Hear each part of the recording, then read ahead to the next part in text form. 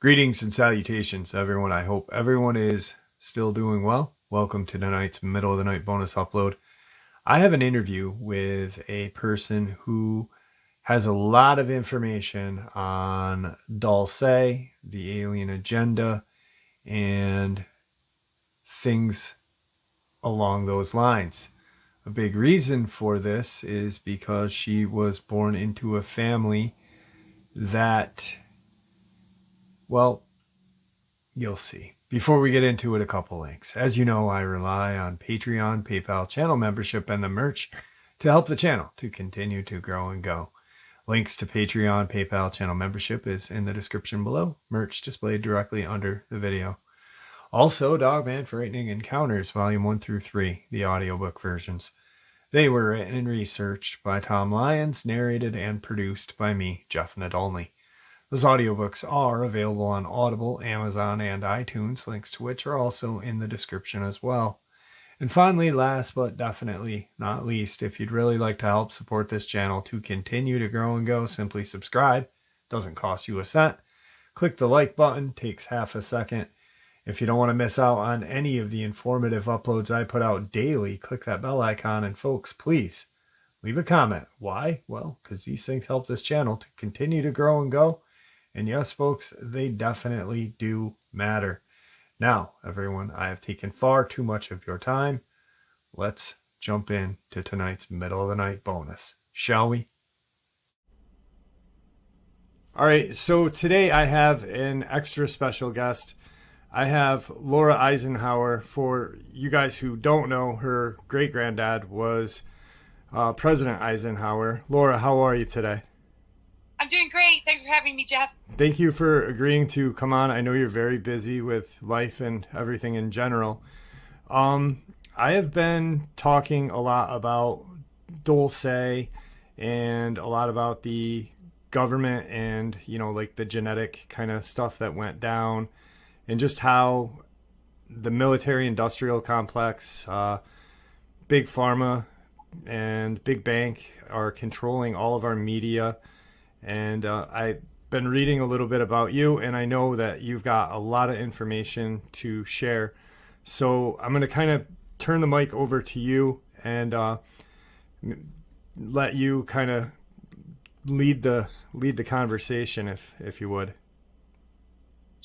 Wow. Okay. If you want me to talk about military-industrial complex stuff in relation to Dulce, New Mexico, yeah, I've got quite a lot of information and a lot of new information, actually. Okay. That has come through.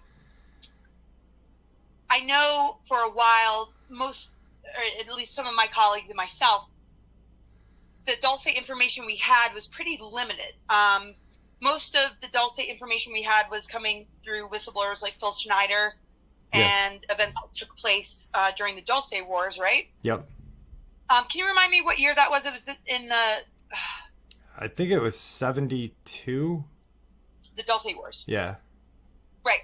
With yeah. So what I come to discover, which is wild, which being in this community and meeting a lot of different researchers and experiencers, and whistleblowers, there have been levels of top secret information that have not been disclosed. And in the last 2 years, I found out more information than I had found out in, the 10 or 12 years that I was really, pursuing, this kind of information in regards to military-industrial complex, deep ground under military bases, and ET government treaties, right? Yeah. So it was a huge epiphany 2 years ago when I came across somebody named Dan Cooper. I know everybody knows, or a lot of people are familiar with William Cooper. This is no association. This is a completely different person. So I don't want people to get confused because William Cooper is a big whistleblower. Definitely a hero. Yeah, right, totally.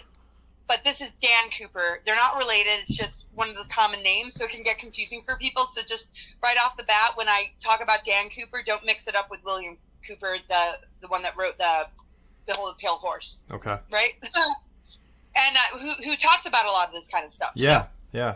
So anyway, like last year, sometime, I don't know, when I met Dan Cooper, I had just done an interview with Dan Willis and Elena Denon. We did this roundtable, and Dan Willis posted it on his YouTube, and I was looking at the comments, and I see this message from Dan Cooper, who's just saying, no, he's like just dropping a lot of intel. He's dropping a lot of disclosure stuff. He's just saying a lot of things. I'm like, whoa, this guy like knows something here.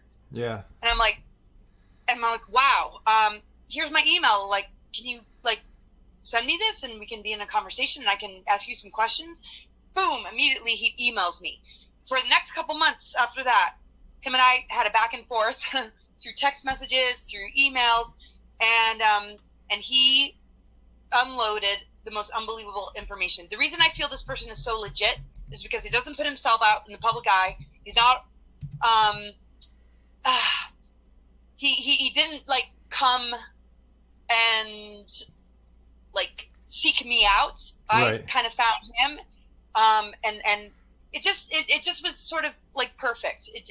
Like no red flags, even though there's some red flags as far as the red flags that he acknowledges that I should have about him as far as the information goes. Okay, some things, I can't say 100% are truth, but there are some things that absolutely, are you can't discredit.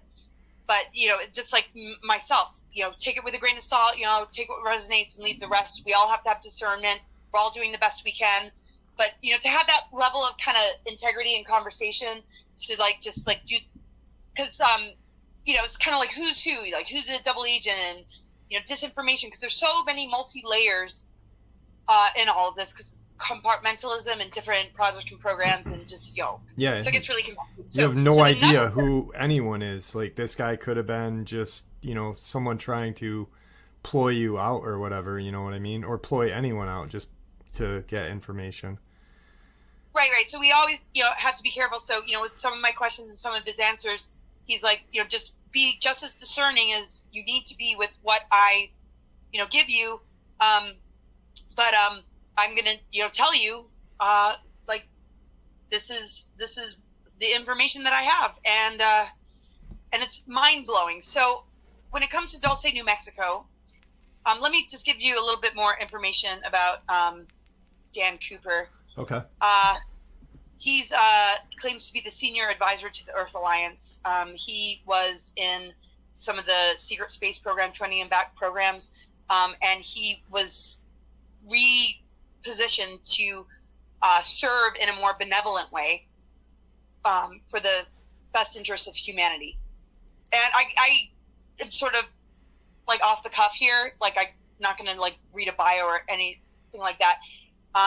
So for the audience that's listening, I'm writing a book and I have a lot more material that will make more sense than I can express in an interview. But let me just share a little bit. And when you want to go for the deeper stuff or like figure out who this person is and where this information is coming from, just seek out more of my information and read my book when it comes out. Yeah, I'll put links to your stuff in the description below too as well. Okay, cool. So, there was supposedly a unconditional surrender agreement that took place in 1952. So this is a direct quote. Ike had no choice but to openly comply with the official instrument of surrender, the unconditional surrender of the United States to the Nazis, signed by all of Congress and most of the prominent businessmen of the period on July 19, 1952, when Truman was President of the United States. Eisenhower opposed this, the instrument of surrender of 52. He opposed it secretly by establishing various military and civilian covert units for that purpose.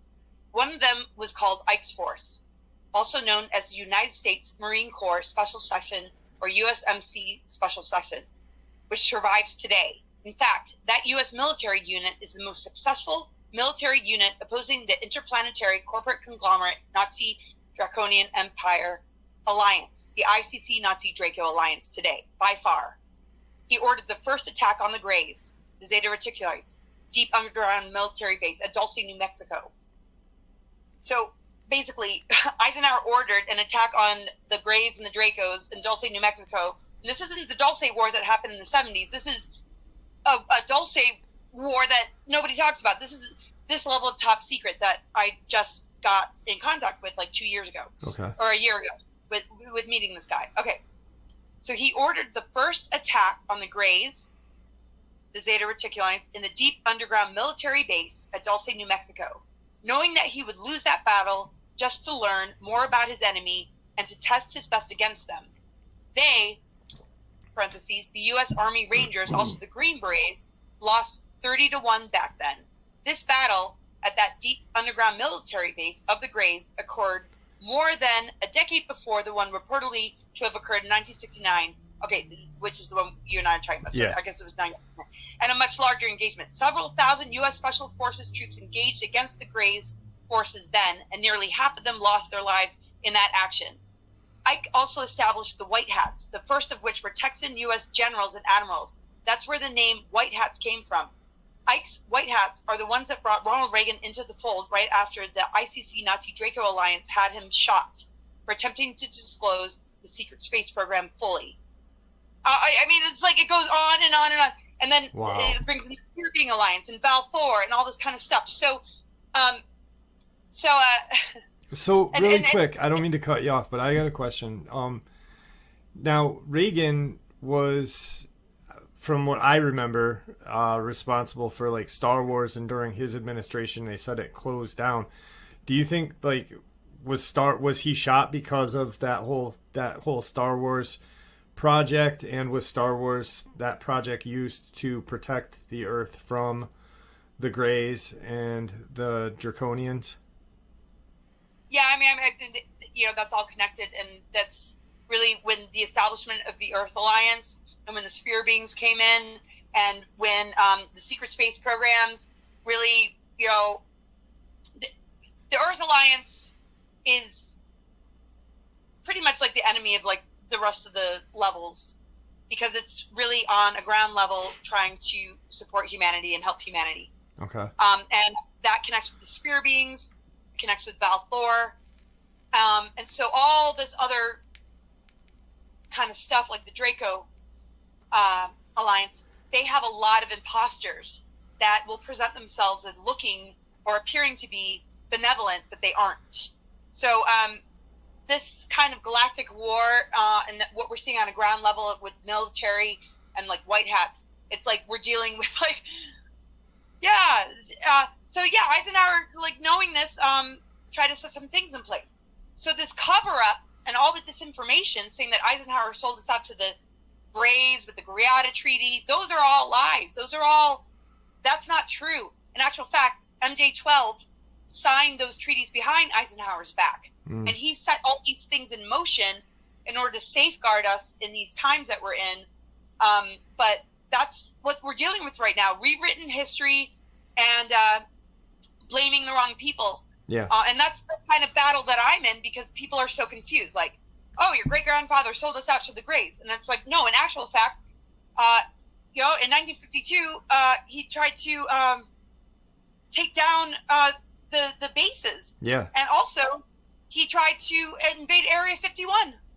Yeah. And he lost control. And so the greater benevolent beings came through to help him set up things that are things like the Earth Alliance, the White Hats, the Ike's Force, and positive military that are going to help us in these times. I know it's like crazy, guys, and it sounds really confusing. The problem is there's a lot of disinformation. So even a lot of the credible whistleblowers didn't have access to this top secret information. Right. So they would expose things like, oh, yeah, Eisenhower signed the treaties, because that's what they were told, because they didn't have the ability to access those upper levels, right? Right. So even the whistleblowers thought Eisenhower signed the treaties. And they didn't know. They were well-intentioned. But in actual fact, Eisenhower did not sign the treaties, and he set up things to counteract the fact that it was done behind his back, and there's a deeper thing going on. And Dulce, there was a war there way before the one in 1969 which Phil Schneider talked about. Yep. And both William Cooper and Phil Schneider were murdered. And Tom Castiello along with them. Yeah. And it's crazy. Now, your great-granddad, definitely, because what I've been sharing on the channel and what I've come across is he never sold us out. From what I gathered, it more or less was Truman that really kind of pulled the strings behind everything during that time. Yeah, well, it was in 1952 that the unconditional surrender took place. Yeah. And who knows, what position, Truman was in. This was, the end of the Second World War, Project Paperclip, and, the things that were going on with the Nazis, and not Preston Nichols, but, oh, gosh, there's one major researcher that really, really pulls that history together about the Khazarian Mafia and the Nazis during that time. So in Truman's administration, after the Second World War, and then all of a sudden Eisenhower starting to become president, the setup of like MJ-12 and the three-letter organizations in 1947, Paperclip, Mockingbird, and all that kind of stuff. This Eisenhower wanted to defeat the Nazis and help liberate us. He got caught up in some, crazy stuff. And so in order to hide their nefarious ways, they created disinformation kind of campaign to create a disclosure that would make it look like Eisenhower signed the deals with the grace.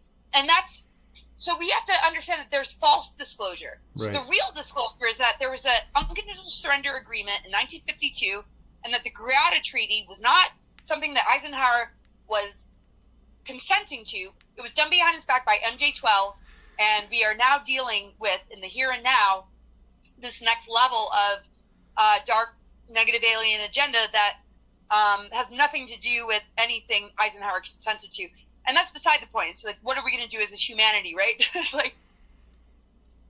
Yeah. So Val-4 and other, like the Sphere Beings and all these other benevolence and the Guardian groups, he set something up for them to play a part in our world right now to counteract this level of trickery and deception.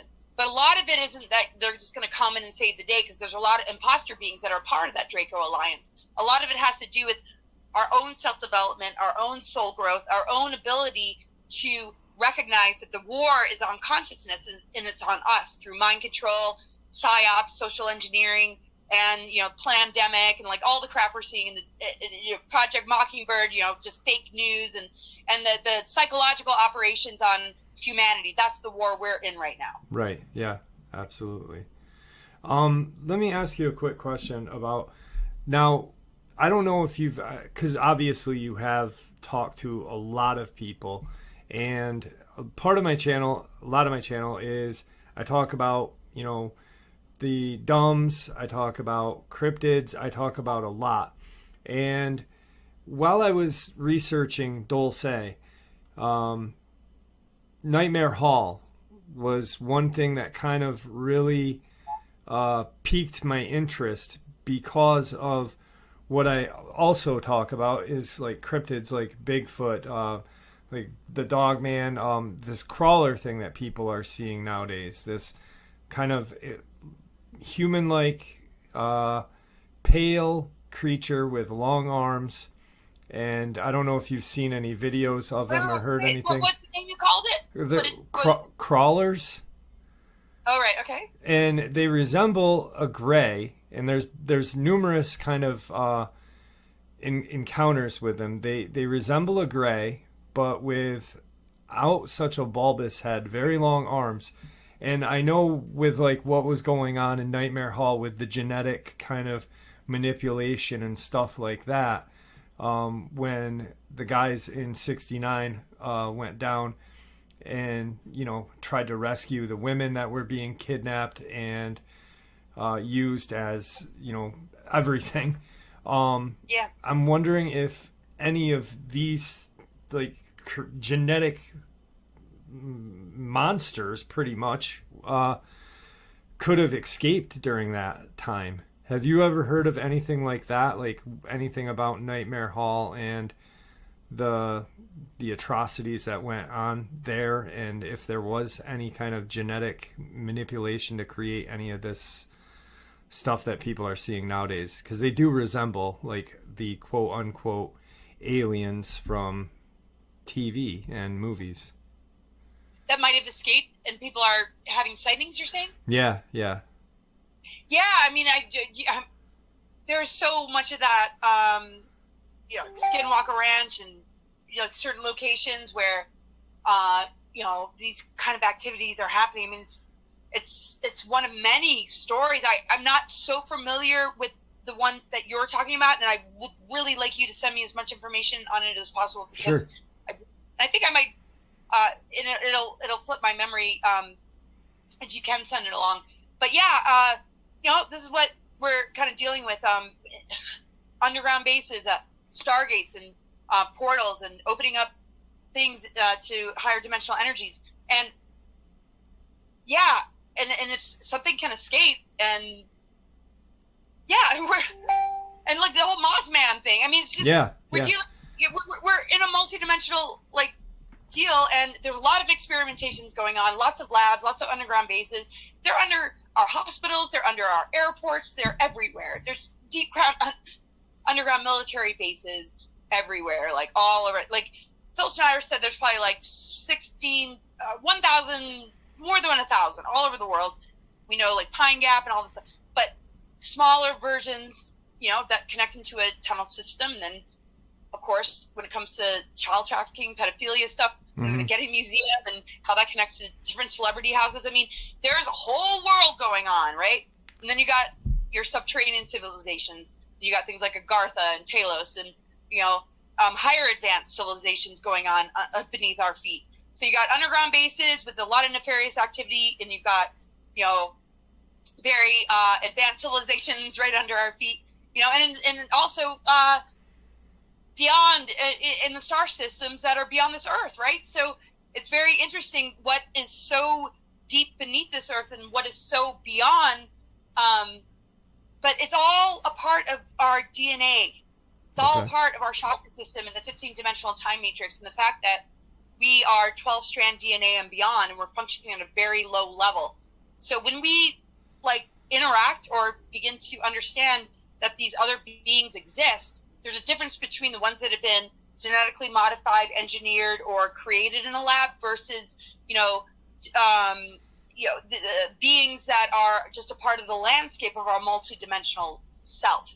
So, and this is the thing with my labs, like military operations where there's abductions, and they're using technology to create a fake abduction scenario versus a legitimate extraterrestrial experience. So we got the military weapon sort of aspect to it, and the genetic sort of experimental, mad scientists, Mengele kind of and all the horrific MK Ultra kind of stuff. And then you got the more organic sort of multi-dimensional layers of, our galactic history and our genetic codes that connect to all these different star systems that connect us with these different beings that we're going to encounter. So people are going to see extraordinary things. And, we have to be able to discern between what is holographic, what is sort of military, what is a weaponized version versus a true legit experience that has something to do with your own soul evolution and you having the capacity to switch on your dormant DNA and become more of a galactic divine sovereign being, so that we can advance this human vessel and get the fuck out of this prison planet bullshit. Right. Yeah, and when you just said the holographic, I had done a video about that, I think about last week, where there was an abduction, but it wasn't an abduction. It was created through this kind of secret government, using holograms and making these people believe that they were being abducted by aliens with the bulbous head, and yet it was humans doing the thing to kind of manipulate and spread, disinformation. Right. They can just say, oh yeah, those are aliens, but no, there's military behind it. So when I was recruited to go off planet, the aviary, the group that was responsible for that, and I know that's another huge conversation, they are connected with those kind of technologies, artificial telepathy, making it look like, oh, the aliens did it, when it's really like a military operation. And it's just so complex. It's so much to wrap one's head around. Yeah, definitely. Now, I know that you've got a lot, you're busy today, and we were going to not do a very long interview. But one last question. With your great-grandfather and him warning us against the military-industrial complex, Um, what do you think he would think if he was alive right now to see, to see where we are and at this very day and what has occurred since, him being alive? Do you think, what would his view be, you think? I think he knows that it comes down to the individual, because part of his speech was also it needs to be a alert and knowledgeable citizenry to be able to process and accept just what is really, really going on. I mean, this is not something we should be waiting on from the government as far as disclosure is concerned. Right. We have to take it upon ourselves to do the research, to dig deep, because there's so many layers to disclosure, and there's a lot of trickery and deception and a lot of compromised people in the political sphere, and government is just it got massively compromised, as we all know. So I think he's really just hoping on like each individual to build on a soul level, to process information, go down the rabbit holes, find discernment, do the spiritual work, the energy work, to face your own shadow, to find your own truth, so that you can operate from that frequency and see through the distortions in the lies and find the truth, so that you can navigate your way out of this mess and be on a healthy timeline that is going to lead you to a beautiful future. I'm sure he's super concerned at all the different tactics being used that are playing on people, siphoning their life force, infecting their creative imagination, and leading them down a trajectory that is not going to bring very positive results. It's going to lead to a lot of devastation. So a lot of us are witnessing all this, because we see friends and family that are going off in those directions, and we don't want them to. But they don't understand that it's not about belief systems or politics. It's about doing something else on an extraordinary level to really be able to get rid of all these things that are trying to hook into you, so that you can really connect with the fullness of what this divine inheritance within our DNA is. Because these dormant strands connect to higher harmonic universes and all these other extraterrestrial races. But because of AI and how they've weaponized it and been able to reverse engineer and sort of like figure out a way to kind of mimic it and present like a false version, artificial timelines and these psyops and false narratives are very, very prevalent, and people are very vulnerable and susceptible to buying into it, to the point where I think he's just like me on the ground level, just like worried about some of our friends and family that are going to be duped, that are going to be compromised, that are going to be hurt because of it. But at the same time, I know we both share in common that we have a greater faith that if they have to go down that road, they will hit that wall and have a breakthrough, have an epiphany, and begin to wake up and begin to come home and begin to heal and remove themselves from those nefarious forces that are vampiric and parasitic, that want to just assimilate them into AI and some sort of hive mind. So I don't know, like, I feel like him and I work so closely together that he's probably processing things in a similar way.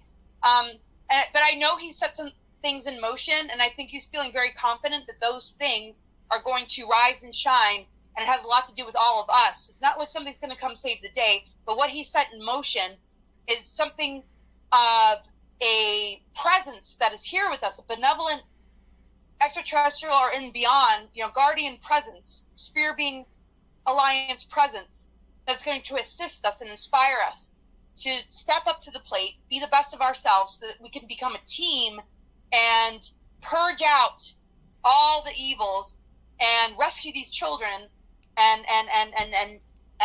create justice, so that the crimes against humanity will no longer be an issue. So, I just think he's right there with us, just still working with it all, and me that are doing all that we can, and he loves Mother Earth. I mean, we're descendants from Mennonites, and just the close connection with Mother Earth, and just the abundance that we can create with the elementals and just the earth around us, and just working together and pulling our resources together and our missions together, so that we can take care of future generations and protect our children and protect this planet. I think yeah, he's cheering us on, but we're all heartbroken, devastated at where people get hurt and people get duped and people get deceived. Yeah, yeah. But it's like what you said. He said that so we'd actually kind of not but put our big boy pants on and do it for ourselves, because that's the only way we're going to accomplish a win over this. So, yeah. Yes, beautiful way to wrap it up. Yep, that's But it. I appreciate you coming on. Do me a favor, don't hang up. I'm going to end the interview, but I'd like to talk to you for 1 second afterward. It was wonderful having you on. Thank you so much. I appreciate it. Oh, thanks, and sorry everybody if I talk too fast and I sound, we got fires going on around and like all sorts of crazy things have happened in my life lately. So hopefully the message got delivered. But yeah, it's not easy to communicate right now. But I hope you guys got something out of it. And thank you so much for having me. Thank you. All right, guys. I hope you enjoyed that interview as much as I enjoyed sharing it with you all. I hope you have a wonderful rest of your evening. Guys, thank you for supporting the channel. Your support is what makes this channel special and what makes it continue to grow and go. Please stay safe, happy, healthy, and ever vigilant, keeping an eye on our children, our pets, our family, and friends. These creatures are real, they are out there, and they are dangerous. Share this information with the people you love and care about, and it may just help save your life someday, or their lives someday. Until next time, never stop asking questions, never stop searching for answers, and may Jesus guide you down your path.